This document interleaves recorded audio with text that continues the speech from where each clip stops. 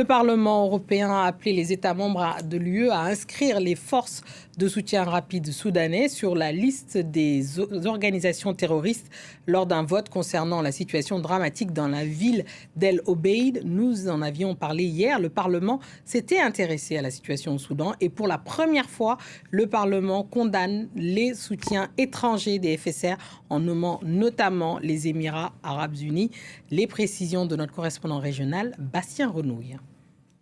Cela ne va pas mettre fin au conflit, mais c'est tout de même un grand pas en avant. Au cours des derniers mois, j'ai pu parler avec de nombreux experts du conflit au Soudan et tous me disaient que si l'objectif est de mettre fin à ce conflit, de mettre en place un cessez-le-feu, il faut nommer les acteurs externes qui financent cette guerre, parmi lesquels bien évidemment les Émirats arabes unis qui, c'est prouvé, financent l'effort de soutien rapide. Et je peux vous dire que cela n'a pas fait l'unanimité au sein du Parlement européen, puisque les Patriotes pour l'Europe, ce groupe qui rassemble les partis de droite nationaliste et d'extrême droite, ne voulaient pas que les Émirats apparaissent dans ce texte. Ils ont d'ailleurs voté contre.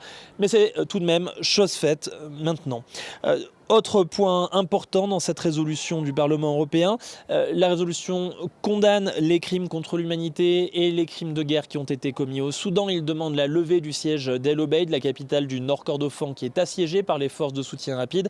Et puis il demande également à l'Union européenne d'envoyer plus d'aide humanitaire au Soudan, notamment aux victimes de viols, à ceux qui ont été déplacés par le conflit ou encore à ceux qui ont besoin de nourriture. Et enfin, les députés demandent à l'Union européenne de plus s'impliquer dans les processus de paix.